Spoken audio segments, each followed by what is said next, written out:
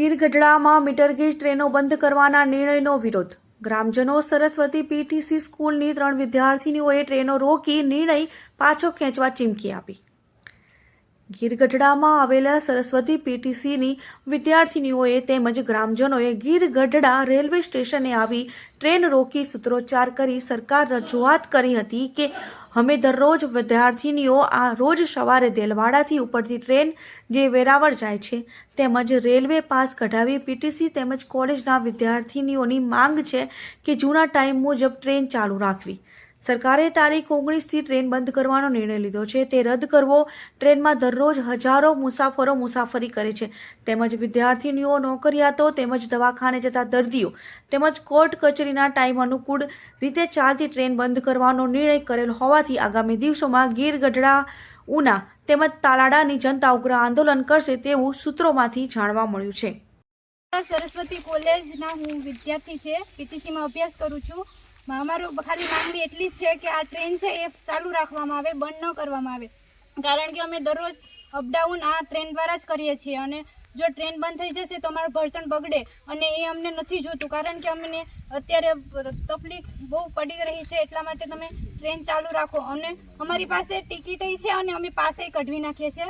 અમે મફતમાં સવારી નથી કરતા, છતાંય અમને એવો આક્ષેપ કરવામાં આવે છે કે તમે ટિકિટ નથી કાપતા અને ફ્રીમાં ટ્રાવેલ કરો.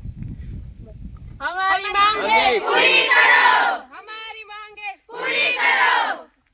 आप જોઈ રહ્યા છો ગીરગઢડા રેલવે સ્ટેશન જે આપ નિહાળી રહ્યા છો. વિદ્યાર્થીઓ બહેનો જ છે, બધા કેટલાક ભાઈઓ પણ એમાં આવે છે.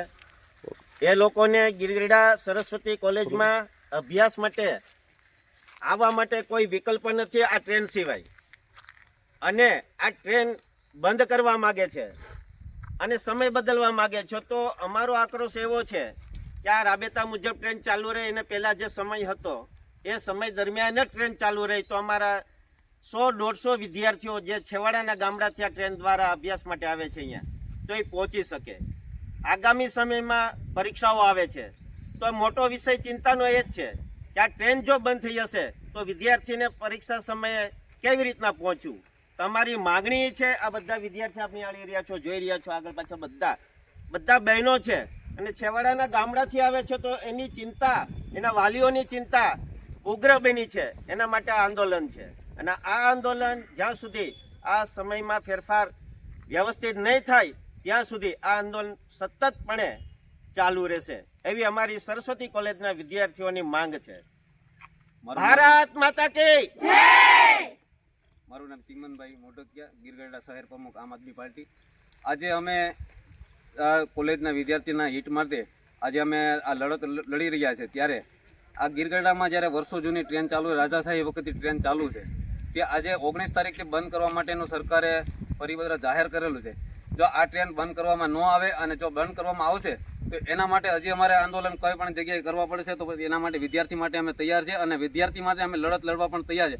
કદાચ અમારે ભલે અમારી જાન આપી દેવી પડે પણ કુરબાન છે, પણ અમે વિદ્યાર્થી માટે કાંઈ પણ કરવા માટે તૈયાર છે. અને આ ટ્રેન રાબેતા મુજબ જૂના સમય પ્રમાણે ચાલુ રહી, જે સવારે દેલવાડાથી ઉપડે છે જૂના સમય પહેલાં હતો એ સમય પ્રમાણે ચાલુ રહી અને કાયમ માટે ચાલુ રહી. કેમ કે આના સિવાય વિદ્યાર્થી માટે કોઈ બીજો વિકલ્પ નથી વાહનનો, કોઈ કે આના સિવાય કોઈ વાહન બસ પણ અહીંયા આવતી નથી.